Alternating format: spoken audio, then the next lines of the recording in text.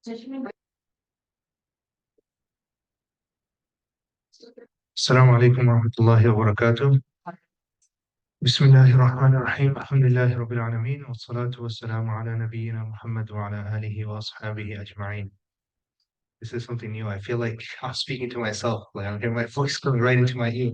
So, um, Alhamdulillah, Allah subhanahu wa ta'ala allowed us to gather here in His house. We ask Allah subhanahu wa ta'ala that He rewards all of us for taking out the time. We ask Allah subhanahu wa ta'ala that He allow us to gain some beneficial knowledge and that He allow us to implement and act upon whatever we learn. I mean, firstly, regarding notes, sometimes or the last few courses I've been sending notes for those that requested. The reason I didn't send it was we're trying to finalize a list of all the attendees last week, and alhamdulillah, now we have a list. So last week's notes and today's notes I'll send after this class. With the recordings, I have been recording them and I usually put them after our classes are finished. So inshallah, after next week, the third week, which is the final week, then I'll put it up, inshallah. That kind of motivates people to attend a little bit.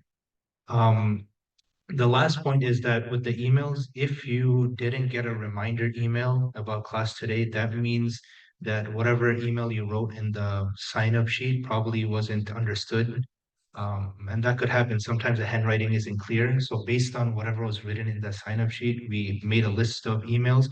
But if you did not receive an email, even though you felt that you did sign up, you can just reach out to me. That way I can keep tab of your email, keep track of your email, then reach out to you. So if you didn't get an email, just reach out to my email. That's imam@isgvf.com. So just reach out to me, inshallah, with your email, and I'll try and get back to you with any information.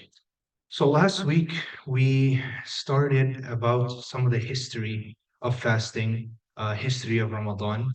Inshallah, today and next week we're going to focus on some of the basic rulings of fasting. Some of the basic rulings of fasting, and these are broad principles that we can all base our fasting on. And inshallah, if there are more specific questions, someone may have a very specific case, right? That's something that we can discuss personally, but these are broad principles, inshallah, that should help us understand fasting in general. So firstly, fasting in Ramadan, the Arabic word for fasting is sawm, right? And the plural is siyam. Both of these words you find in the Quran, sawm and siyam. Linguistically, these words mean to restrain or abstain. Linguistically, sawm or siyam means to abstain from something. In fact, if you look in the Surah Maryam, the story of Maryam, the story of Mary, Allah subhanahu wa ta'ala be pleased with her. Allah, when she was carrying Isa alayhi salatu wasalam, and she gave birth to Isa alayhi salatu wasalam, when she came back to the people, Allah told her that if the people ask you, what is this child in your hand? Then tell them, in the Quran it says, Inni nadartu lirrahmani sawma, that I made an oath to my Lord to do sawm, so I won't speak to anybody today. So this is the linguistic sawm. So if we read that verse in the Quran, we shouldn't think that she's actually doing sawm of not eating. Rather, it's the linguistic sawm of abstaining from something. And in her case, it was abstaining from speaking, right? So that's a linguistic technical definition. But in our context, the technical definition is to abstain from eating, drinking, sexual intercourse, and anything else that breaks the fast that we'll speak about according to the Sharia from the beginning of Fajr time until sunset with intention. So there are three elements of this definition here. One is to abstain from eating, drinking, intimacy, and anything else that breaks the fast. That's one element. The second element is the time. It has to be from Fajr time until sunset, which is Maghrib time. And the third part is intention. You have to have intention. So all three of these have to be present, right? If one of these are missing, then the fast is deficient, right? If a person has intention, and he prepares himself from beginning of Fajr until Maghrib, but he eats in the day, obviously fast is broken. But if a person doesn't eat from the Fajr time until sunset time, but he has no intention, or his intention is, I don't know, intermittent fasting or something, then he's not going to get the fasting of Ramadan. Or if a person has intention and he doesn't eat, but he starts his fast from 8:30 in the morning, no, obviously it wouldn't count. So all three of these have to be present. The abstaining from eating, drinking, intimacy, the time from Fajr time until Maghrib, and intention. Um, Intention is relatively simple. It's not as complicated as some people make it out to be. There's no specific wordings you have to say. There's no specific phrases you have to say. The scholars, they actually say intention is as simple as knowing what action you're about to do. So, for example, the intention for prayer. If you're going to pray Dhuhr prayer right now, you don't physically have to verbally utter that I'm going to be praying Dhuhr prayer. As long as you know in your heart you're praying Dhuhr, then you're fine. If someone came up to you and asked you, what are you doing? You're able to respond, I'm praying dhuhr right now, right? Same thing with fasting in Ramadan. You know at nighttime that the next day you're going to be fasting, and that's it. That's enough, right? You don't have to verbally utter phrases, right? And that's something to keep in mind. We don't want to make things more difficult than it actually is. As long as you know in your heart you're going to fast. And this is important because it could happen that at nighttime, I will just wait for that done.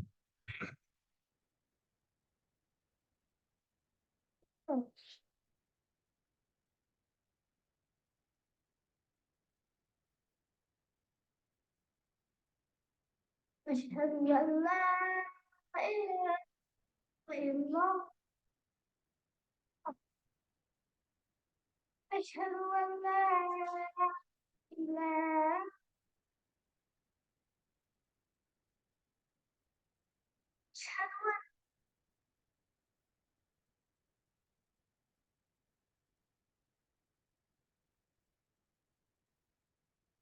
أشهد أن محمدا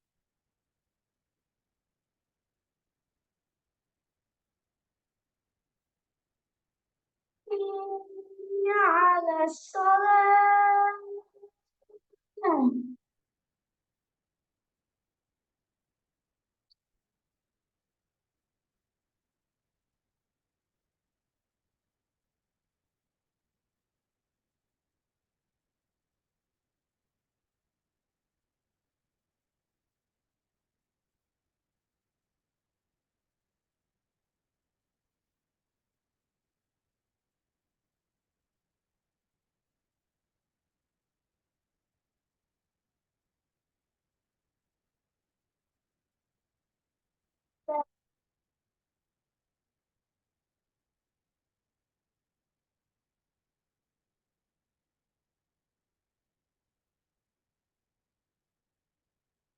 So the what I was talking about was intention. So intention is relatively simple. As long as you know that you're fasting, then it's enough.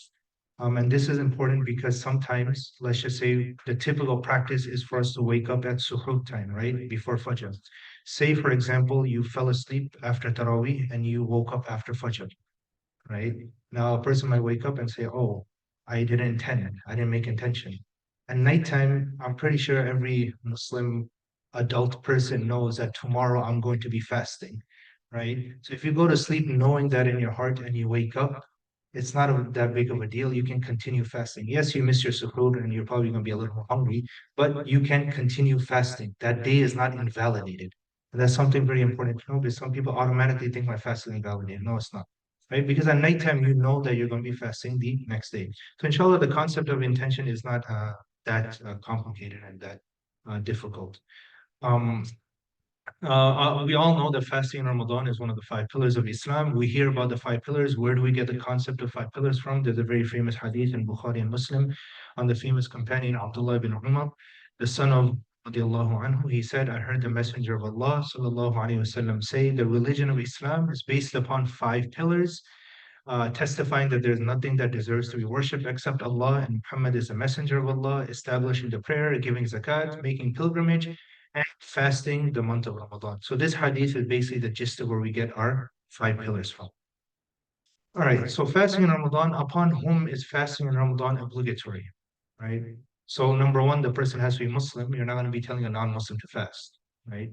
Um, Pubescent, right? Meaning that they've reached the age of puberty. Children do not have to fast. However, if they're encouraged to fast, if they do half-day fasts, that's something good. However, they're not. It's not recommended. It's not mandatory upon them. to fast. The age of puberty, we talked about, I think, in the medical class a little bit. The way a child reaches age of puberty is pretty much known for men and women, right? For boys, hair growing in certain areas, wet dreams, so on and so forth. And with women, menstruation, for example. So these are signs of puberty. There's no like specific age, that age 12 or age 13, right?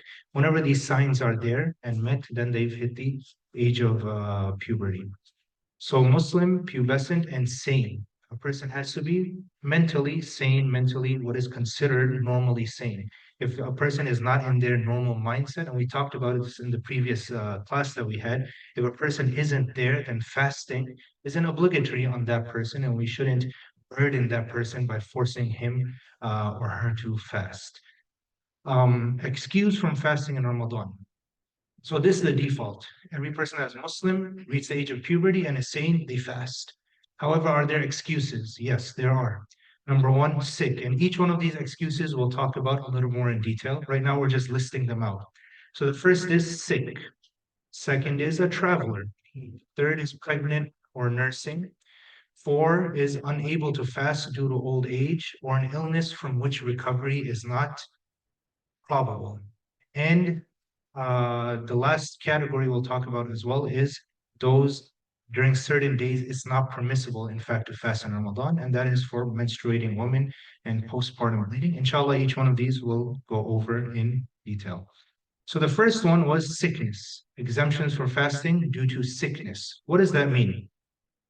Right? Sickness can excuse a person from fasting if there is a reasonable fear. A reasonable fear that the act of fasting would increase sickness or delay the recovery process. If there's a reasonable fear based on advice that he got or consultation he got from uh, his medical advisor, that the act of fasting would increase whatever sickness he has, or it would delay his recovery process because of the fasting, then it's permissible for him not to fast. Obviously, he should take advice, right? It shouldn't be just a random thought that I think I'm going to get sick, or I think my sickness will increase, or I think I'll be delayed. No, you should get proper advice, right? This is a serious matter. It's not a light matter. At the same time, it's not an overburdensome matter either, where Allah forces you to fast even though you are going through certain ailments and sicknesses. Each person should know, right? And I refrain from using the term moderate and severe because sometimes that could differ based on a person, right?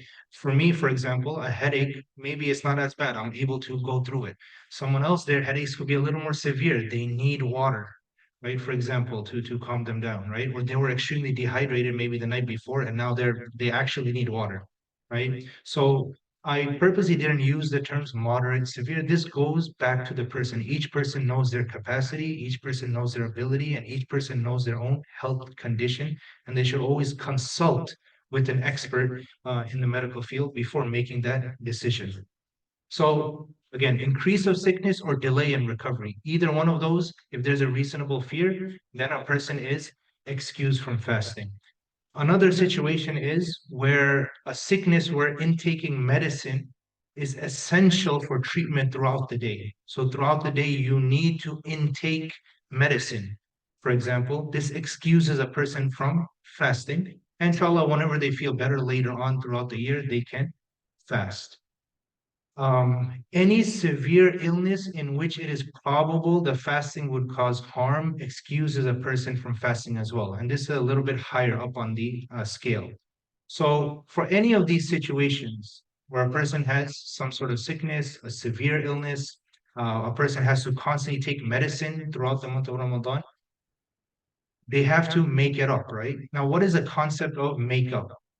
For temporary medical conditions, meaning that the sickness is not perceived to be permanent, right? There is a chance of recovery at some point, right? Maybe they're going through some difficulty in Ramadan.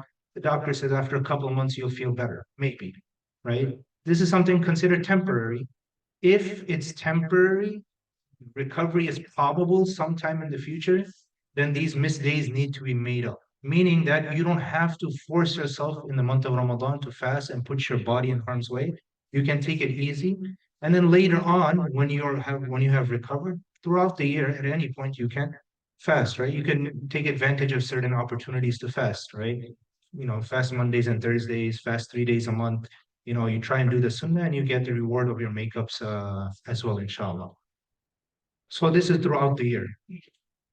Now, for illnesses where recovery is not probable, right? A person has a certain chronic illness, right? And the recovery is not probable. Then a person doesn't have to fast, neither do they have to make it up. Because when are they going to make it up? Recovery is not probable. They're always going to be in that situation, right? Then in that case, fidya must be given as replacement with no need to make up. There is no need to make up. For a person that has an illness or a condition that recovery is not probable. And this could also fall under number two, where a person, it may not be a severe sort of illness, but the illness requires them to take medication every few hours, right? And probably the doctor said this is something that's chronic, it's going to remain. They're not going to recover from it. Then in that case, obviously, they're not forced to fast. If they want to try and fast some hours of the day, they can, but it's not forced on them. Rather, they can just give fidya at that point. Now, what is the concept of fidya? The fidya, classically, I wrote, is stipulated by the Prophet ﷺ in the hadith as approximately 3.75 pounds measure of wheat or other staple food. This was done during the time of the Prophet. So here, alayhi salatu wasalam, for those elderly and for those that were sick to the point where they'll never be able to fast, he said that you give a certain amount of staple food. Wheat was the most common one. You have rice, you have dates, and so on and so forth, right? So this is an approximate measure based on his words. However, if a person is unable to actually give that pound of wheat to a poor person, then you can also feed a poor person. The Hanafi school, which is a very prominent position taken now, also permits monetary equivalent. And that's where we get the concept of giving money, right? I think this year the Fiqh Council said it was $15, if I'm not mistaken, right? 12 to 15. I think 12 was the zakat al-fitr and 15 was the fidya, right? So and that's the position by the Fit Council. And different people give sometimes to different sources, different organizations. They may have a number there, right? The idea is that this is for people that are unable to fast. They've reached an age or they're at a point in their life where they have a certain illness and they cannot fast and they will not recover. This is not for the ordinary person, right? So if I'm feeling ill and 3 days went by where I was unable to fast, I can't just give fidya for those 3 days. I make note of those 3 days, and later on throughout the year, whenever I feel better, I fast those 3 days. But if a person has reached an age, right, where they're unable to fast, right, and it's not like they're going to recover from old age, right? It is what it is, right? Or they have an illness that makes it impossible for them to fast. Right? Either because they have to keep taking medicine or fasting harms them and they're not going to recover, then in that case, for each missed day, they give fidya. So let's just say the amount is $15. Then you would calculate 15 times however many days in the month of Ramadan, 29, 30 days. You can give that in the beginning of the month, or you can give that at the end of the month. It's fine, or throughout the month. It's up to you how you want to give it. Any questions about that? Oh, she raised her hand first. Yeah, I have a question. I've heard, I'm not sure, I thought that was how it is for the technical condition that you have to give fidya and make up the fast. Is that true? Or is it just you make up the fast? Temporary? Yeah. Yeah. No, temporary, there is no fidya. No. You don't have to give fidya. If you have temporary medical condition, you just make it up. There's no fidya, inshallah. Second question and then third. We'll just do second. Coming to that, even though it's not mandatory for the kids to fast until puberty, the parents should give fidya until then. Is that true? No, I have never actually heard of that. Never heard of that. A child is not obligated to fast. Fidya is only as a replacement for fasting. So a child doesn't have to have the fast in the first place. So there is no fidya. Yeah. If a person is not able to afford it, give the like you control. Yeah, if a person not able to afford it, then that's beyond his means, right? He should do tawbah, istighfar, ask Allah for acceptance. There's other methods. Yeah. We'll just take question 4 and 5 and that's it. Yeah, quickly. Yeah. So when you choose to, when the party rather make a payment, the equivalent Does that vote with you? Is that in the country? That's your choice. There is no limits to that. If you want to give it locally, you could give it locally. If you want to give it abroad, you can give it abroad. If you have family members that are poor, maybe it'd be good to support your family members in that case. But there is no yeah, there is no stipulation, local or poor, as long as the person meets the criteria, meaning they're actually in need. They're actually in need. And by the way, you can give it to 30 different people as well, right? If you know 30 different people, example. Yeah. Child is going through exams, is not able to pass because, when his studying's been affected by it. That's a good question. So it's a common question as well. No, I don't want to, it's a common question, but unfortunately, exams wouldn't count. No. Try to adjust the schedule, study at nighttime, try doing different things. But that wouldn't, unless they get like dehydrated or something, or to the point where they're stressed out. No, now that's a legitimate reason. But there's different ways around it, but that automatically wouldn't be a concession, and they should try their best, inshallah. But if they actually get dehydrated, for example, or something of that sorts, that's something that could be looked at. All right. So the first one was sickness. Right. Now moving on, the second one was traveling. Right, traveling. It is permissible to break the fast in Ramadan for a person who is intending to travel a distance of approximately 50 miles or more during the day of Ramadan. Meaning that during the day of Ramadan, let's just say you pray Dhuhr prayer, and after Dhuhr, you want to travel to, I don't know, you're flying to Dallas, right? Clearly above 50 miles, right? And this approximate 50 miles, I know there's a difference of opinion. Some people say 48, 52, 55, 60. I just put a number that I personally go with, which is 50 miles, because the exact mileage, sometimes there is difference of opinion, because the Prophet actually classically gave 3 days and 3 nights, right? And that measure was then calculated by the scholars. So let's just say 50 miles. Let's stick with that, right? So if a person is intending to travel a distance of approximately 50 miles or more during the day of Ramadan, it's permissible to break the fast. However, one should not break the fast before starting the journey. So if you're at home and you know that your flight is at 3 p.m., then you shouldn't break the fast right away, because you don't know. Your flight could get canceled, things could change, plans could change. You should wait till the journey starts. So once you get on the plane and the plane flies over within a few minutes outside of your town, then it's perfectly fine. You can break your fast. Now, if the travel started at night before the time for fast, so let's just say your flight happened to be a really early flight before fasting time even started, then you don't even have to start the day fasting at all. So if your fasting is in the daytime, you should start the day fasting because you're at home, right? Just in case plans change, right? Flight get delayed, whatever the case may be. Once you get on your flight and the flight leaves the city, then you can start obviously shortening the prayers that's there as well, and you can also break the fast. However, if you're able to fast while traveling, if you feel that this distance doesn't really bother me, the flight won't bother me, there is no issue with me, and of course, it's not haram for you to fast. In fact, perhaps it could be even better for you to fast. Why? Because it's still the month of Ramadan, so you're spending the time fasting, right? It's always better to do that. However, you should know your own body, you should know your own capacity, you shouldn't push yourself to limits or beyond your limit. I remember I had a situation where I flew from Medina to here. I forgot the details of it, but I flew from Jeddah before fasting started, right? And I was on the plane, and the flight in itself was like 13 hours or something.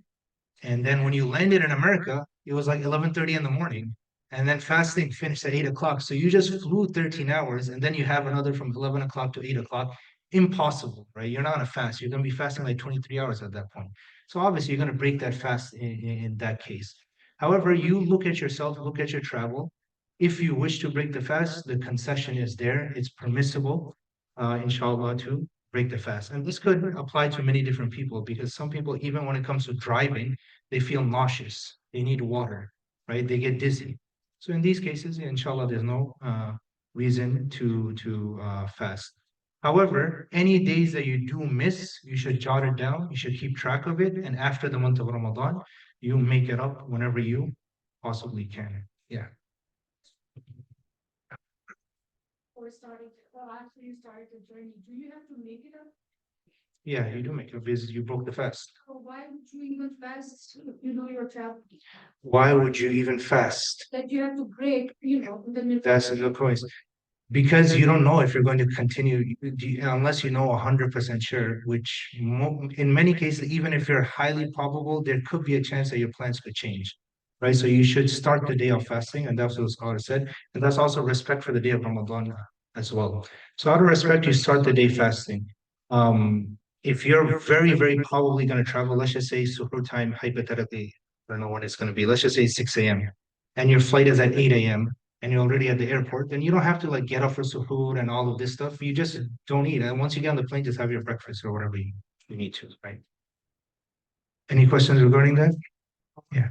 Is, like in your situation, you and the fast was getting too long. But let's say if you're still within the time zone of Yeah. time, and the fasting, the evening time comes, can you, based on the time, break the fast? Based on that time? Yeah, that's Your just origin time? origin time. No, you have to based on your destination. So it has Yeah. to be Yeah. where you are in the sky. No, yeah, you look. No. If you're in the sky and time to break fast comes, then yeah, you can break the fast if you're able to figure out that it's sunset and so on and so forth. But when you arrive at your destination, you cannot base it on your origin. You have to go based on your destination. Some flights are very long and that would be too fast to Yeah. wait. So Yeah. fast start on the So if you're flight. able to take off and during the flight sunset happens, then you can break the fast. There's no issue with that. And it'll count as a fast. Can you start another fast? No, you wouldn't start another fast. No, you wouldn't start another fast. Yeah. Mentioned also where we shorten the salah as well. Yeah.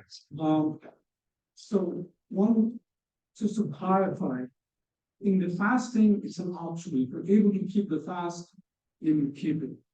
Is that also true for qasr, or if you travel a certain distance, 50 miles, whatever? Qasr is that's a difference of opinion. Most of the scholars say Qasr is sunnah. The Hanafi school says it's wajib. So, but if you pray more than two, even though Hanafis they won't say that it's impermissible. They just say it's better to pray two. Yeah. All right. Moving on from traveling now, we have pregnant or nursing women. Pregnant or nursing women may be exempt from fasting. I guess my PowerPoint came a little funny. I apologize for that. But pregnant or nursing woman may be exempt from fasting if there's a good reason to fear for her health or her child's health, right? Advice from a reliable Muslim medical opinion or a non-Muslim medical opinion if it confirms one good reason for fear, right? That's one way to tell. Or if a person had previous experience from a previous pregnancy or previous situation of nursing, or if there are clear, unmistakable signs that something isn't right. And I wrote some down, but it came out funny. But basically, number one was dark urine. Number two was constipation. Number three, cramps and contractions. Number five was nausea. Number six was dizziness. Or a baby who seems agitated, that it's clear that no matter how often you nurse the baby, he or she is not coming down. These are clear signs that something is wrong, right? So in these cases, at the first sign of trouble, it is permitted to break the fast. It is permitted to break the fast. However, missed days do need to be made up after Ramadan, and there is no fidya with that, right? There is no fidya with that. You just make up those missed days, right? So a pregnant or nursing woman, should they try to fast? Yeah, it's good if they can try to fast, but if they notice that something is wrong, something is off, they shouldn't go beyond their capacity. They should just break the fast, keep note of it, and make it up, inshallah, whenever they can. And the other thing to note is not every day is the same as well. Some pregnant women, there'll be certain days where they have the energy, and there'll be certain days where they don't, right? So that's something to also keep in mind, inshallah. Any questions about this? Yeah. So just because a woman is pregnant, that doesn't automatically say you don't have to fast? Yeah, by default, it's not. The default is to fast, right? The default is to fast. But if there are issues, if she's not feeling well, right? Unable to fast, needs water, whatever the case, then you break the fast. But the default is to try and, I don't want to say start the day, but start the month thinking that I'm going to fast. Now, let's just say day one comes and there is difficulty. And now that person knows that there's no way I'm going to be able to do day two, day three, day four, then khalas, then the default switches in her case. Make sense? Now you have old age. For those unable to fast due to old age or suffering from an illness that we talked about previously, from which recovery is not probable, they're exempt from fasting. This is very similar to what we talked about with the illness, right? Instead of fasting, fidya must be given as a replacement with no need to make up, right? And I mentioned about fidya as well, the measure you can feed a poor person or you can give them monetary equivalent, whatever is easy for that person. Some of the scholars, by the way, on the bottom I wrote, it should be 2 average meals because is the Quranic verse when it talks about feeding says, feed the poor people what you would normally feed yourselves. So what do you normally eat? You don't usually eat 1 meal a day. You would usually eat at least 2 meals a day, right? That's the average that people eat. So based on that, many of the scholars say you should at least feed 2 average meals, not 2 lavish meals and not a bag of potato chips, but something that is considered normal, right?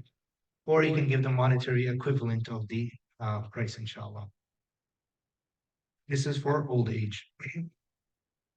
So those are exemptions from fasting. And now we have certain situations where it's not permissible to actually fast.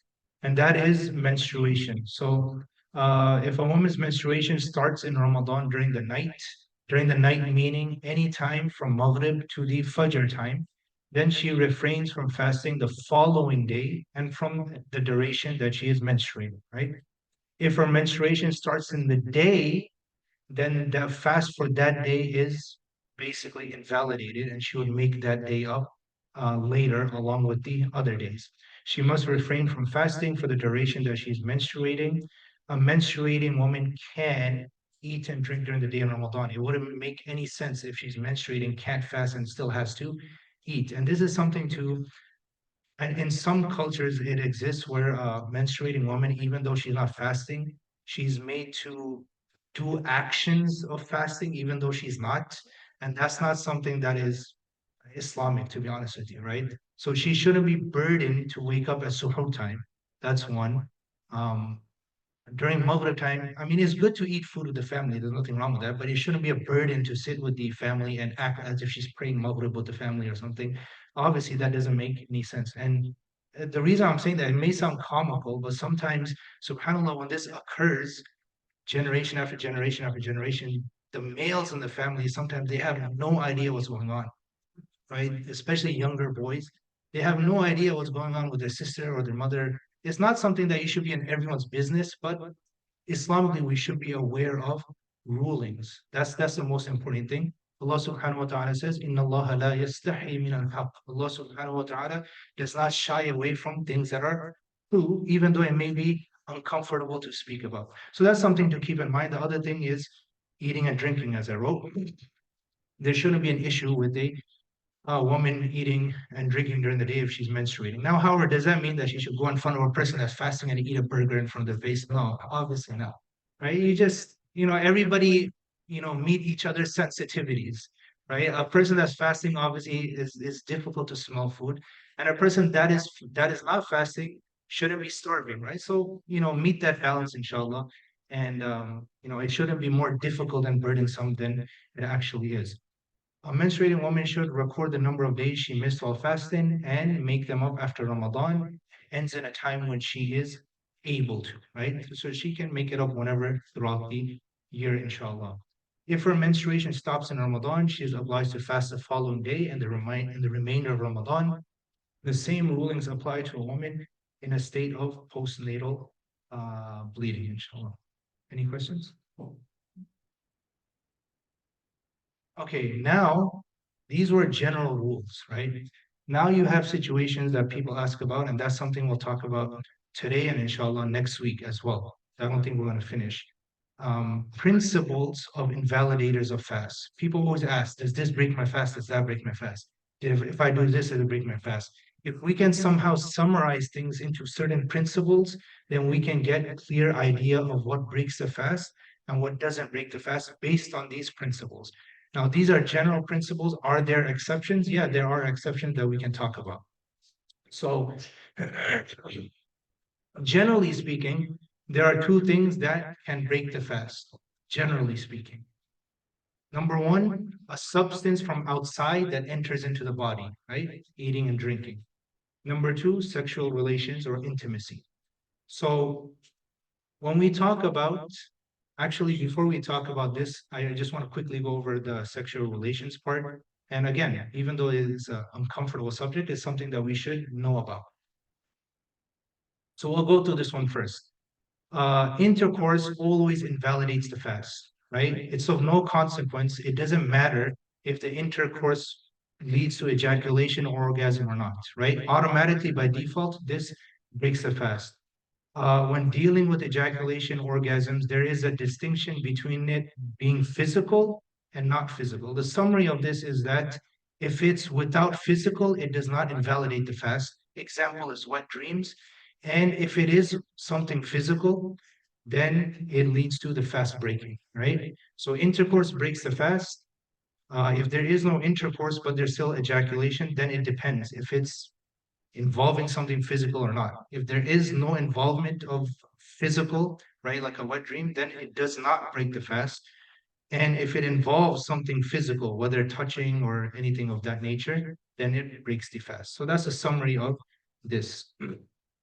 Going back over here, substances from outside entering into the body, right? A substance from outside entering the body, we can look at it from 5 different angles. And each one of these angles are important to determine if something breaks the fast or not. And it's a little bit of technical, so just bear with me. The first is we're going to talk about presence of a substance.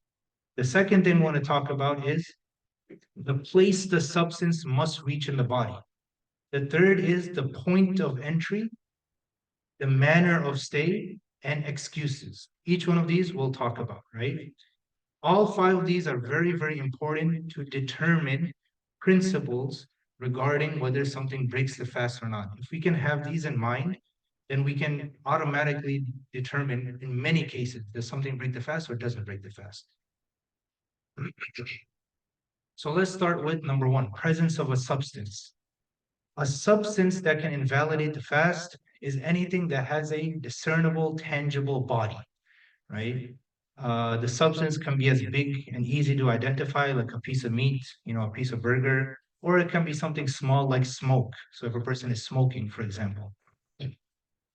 So examples of these things are like grain, flour, drops of water, steam, right? These are all substances that can invalidate the fast. We'll talk about more detail. A sensation in the mouth doesn't necessarily entail that a substance entered the mouth. This is waswasa, right? Sometimes, food may be being cooked, right? And you could walk and, your taste buds tingle a little bit. Doesn't mean that something entered your mouth. You just naturally, you smell something, you get interested and your taste buds tingle, right? Sometimes that happens. When you smell something spicy, sometimes your tongue, gets those feelings. That doesn't mean something entered and something broke your fast. So don't, pay attention to those sort of feelings. Smelling something doesn't necessarily entail that a substance entered the nose. So if somebody clean the area and sprayed, perfume or some sort of cleaning substance in this room, and you come in like 10 minutes later and you smell it, that doesn't necessarily mean that you broke the fast, and that's not even in your control. You're just walking in, you smell that spray, right? That doesn't break your fast. So smelling something automatically or feeling a sensation in the mouth automatically does not break the fast. What matters is that a substance has to enter, right? Now, the second thing is that the substance that enters has to enter into one of the following areas, and that is the throat, the stomach, the intestines, right? These are the 3 areas where that substance has to reach for your fast to be broken. So if you have food in your mouth, for example, that does not break your fast, right? If you have like leftover food, for example, from suhoor time, that could happen, and you suddenly feel it, and you spit it out, it does not break your fast because it didn't reach your throat, right? Didn't go into your stomach, not in the intestines, right? So these are the three areas where that substance has to reach: the throat, stomach, or the intestines. Only if a substance reaches one of these three, the fast is broken. If a substance does not reach any one of these three, then it will not invalidate the fast. You can already get the idea of injections, right? Muscular injections, for example. We'll talk about that later. Once you keep these in mind, then some of these examples become more clear. So if a substance entered into the stomach, it would invalidate the fast. But if the substance entered into the finger or the thigh or the like, that will not invalidate the fast if it doesn't go to the stomach. Yeah. Previous slides, was it correct? I saw that steam is one of the substances that. Can. That's why I specifically wrote can. Yeah, because we have to go through all the others first. Yeah. Once we put everything together, then it'll make more sense. Right now, I'm just breaking down part by part. So number one, a substance. Number two, the substance has to reach either the throat, stomach, or the intestines. The third thing, which is very important, according to most of the scholars, is it matters how it comes into the body. It matters where it comes into the body, point of entry, right? Whichever entry point that allows a substance to reach the throat, stomach, or intestines is considered an invalidating entry point.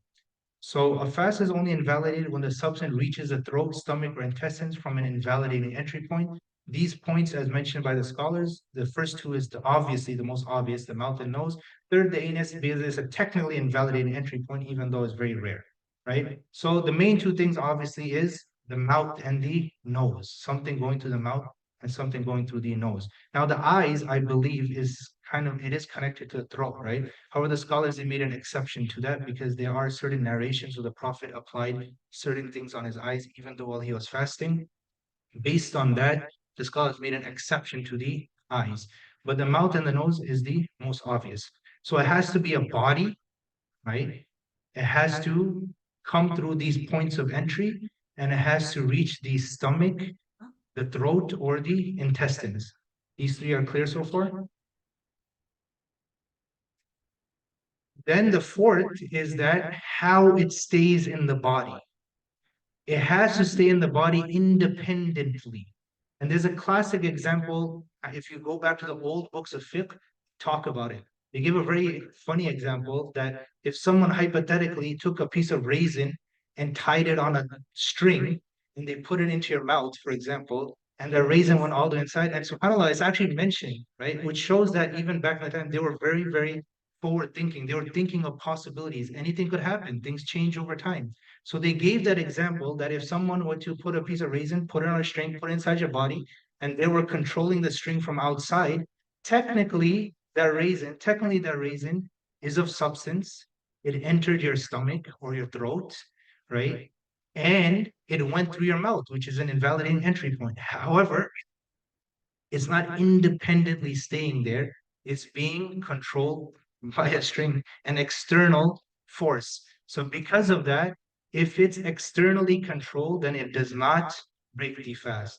However, if it is independent, meaning it goes in there like food and it will independently remain there, then it breaks the fast. So you can think of certain procedures, perhaps, if certain things are, entered into certain points of the body, if they don't have like other things on it, right? If they're going inside, they're coming out, even though it may reach the throat, it could reach the stomach, it does not break the fast, right? Even though it's of substance, it has gone through an invalidating entry point and it has reached the stomach, it does not break the fast if that thing is externally put in and brought out.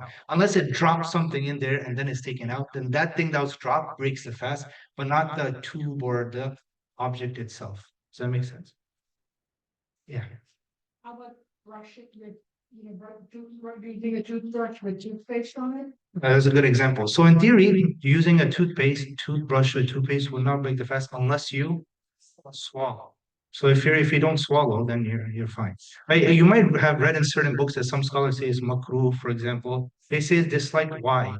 Because you're opening that door. However, if you're able to avoid it, there's no issue with it, inshallah. Because the Prophet actually, alayhi salatu wasalam, did use a miswak, right? He used a miswak and toothbrushes. And miswak can have taste, yeah. However, I should know that we should be obviously careful, right? You make sure you're not swallowing it for no reason. What if somebody needs an inhaler for asthma? Yeah, I'm going to talk about that actually at the very end. So inhaler and injections are the two most contentious modern issues that inshallah we can talk about. Okay, so those four things, keep that in mind. You have, what do we say?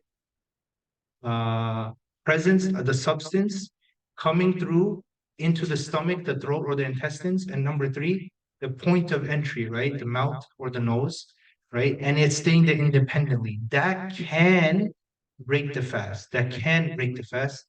Again, I'm using the word can because number five is also as important because then there are excuses that cannot be present, right? Excuses are if the previously mentioned four criteria are met, what we mentioned, it should follow that the fast will be invalidated. However, there are certain excuses that can prevent the fast from being invalidated, even if all the other four criteria are met. Number one, very common is forgetfulness. And this happens a lot, especially in the beginning of Ramadan. SubhanAllah, by the end of Ramadan, it feels funny to actually eat something. But in the beginning of Ramadan, it feels funny not to eat something, right? How our bodies adapt. It's amazing. Even days go after Ramadan where you get confused. Should I eat? Should I not eat? Right? But in the beginning of Ramadan, it's very common. People eat out of forgetfulness. And this is specifically mentioned in the hadith of the Prophet ﷺ when he says that if anybody eats out of forgetfulness, right? Then Allah subhanahu wa ta'ala has fed him and drank him. It's like a gift from Allah. Like you forgot, Allah took out from your mind that you're fasting and He gave you food to eat and drink. However, as soon as you remember, you need to stop. Right? If you remember and you keep eating, then that's another problem, right? Yeah. As long as you're forget. I remember as kids we used to like joke like I'm gonna eat or don't remind me or something. I used to go eat something, but if you which brings up a good point. If you walk into the kitchen and you see your spouse eating by forget, should you remind them or not? Yes, you should, and he shouldn't be upset or she shouldn't be upset. Right? You shouldn't be like, okay, jazakallah khairan, right? But you shouldn't be upset. Oh, he should let me finish eating and then remind him. Don't do that, please. Um, yeah, so number one is forgetfulness. It happens a lot, especially the first few days of Ramadan. Number two, very small substances remaining in the mouth, right? The scholars mentioned this, that you're going to be eating in the morning, and even though you may brush, sometimes small substances remain in the mouth, and this is uncontrollable, right? So scholars, some of them, they make like in examples like a lentil or sesame seed. Why? Because this is something very small. If things are larger than that, generally speaking, you can feel it and you can spit it out. But when things are like so small, like the size of a lentil or sesame seed, you may feel it, right? But you even sometimes you try spitting it out, it doesn't even come out, right? It's so light. So these are excused because it's uncontrollable. It's going to remain in your mouth. So that's not a big deal. Don't overthink that. Then you have unavoidable substances, right? This applies for things that one is not able to prevent. And if one attempted to prevent, it would entail unbearable hardship. Example, water that remains in the mouth and nose from wudu. You do wudu, you gargle.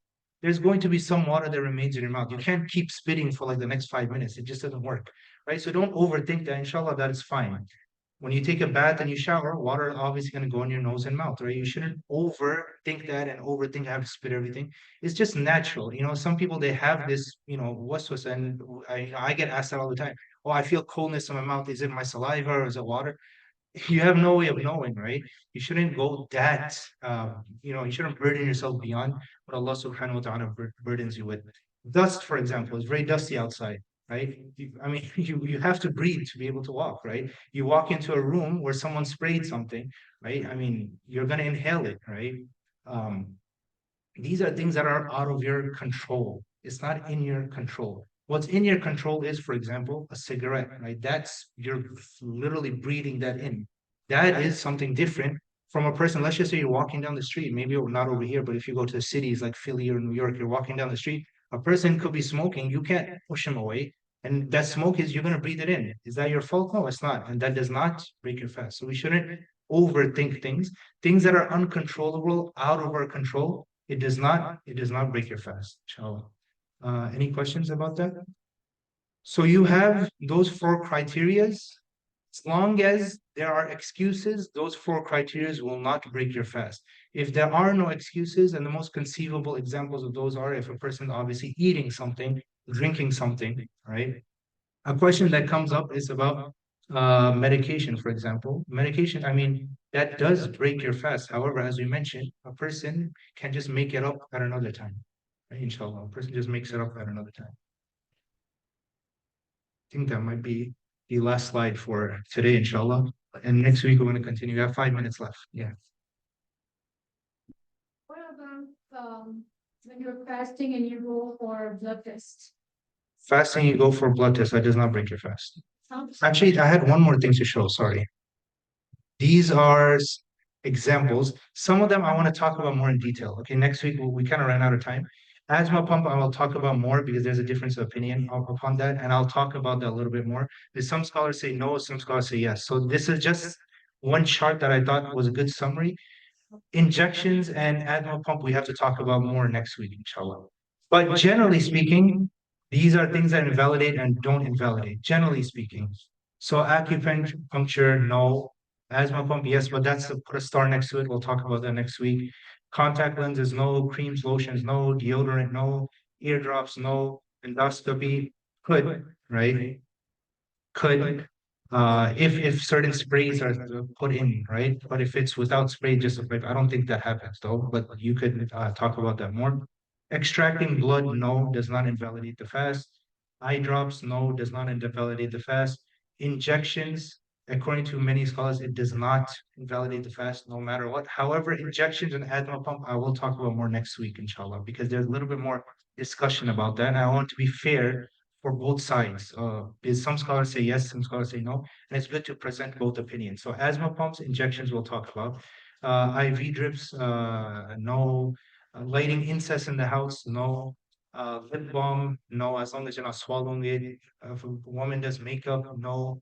Mouthwash depends, right? If you swallow it, then yeah, but if you just swirl it around your mouth, you spit it out, it does not. No spray, that's kind of similar to asthma pump. Over here it says yes, but we'll talk about that. Patches, no. Pills and tablets, yes. Smelling food, no. You can smell food, right? Smelling perfume, no. Smoking, yes. Toothpaste, I think you mentioned that. Depends on the situation. And vaginal examinations, if there are any, it does not break the fast, inshallah. This is just a summary. Again, a couple of these ones I want to talk about a little bit more in detail. We ran out of time. We only have 5 minutes. If you have questions, you can ask. Yeah.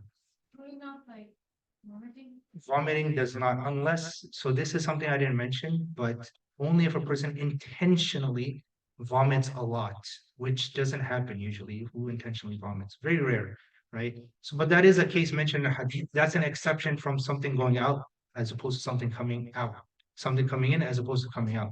So only if it's a lot of vomit and it's intentional. But if a person is sick and vomits, then no, it doesn't break the fast. Are you going to address steam next week, or is that what we're going to talk about next week? You can bring it up, yeah.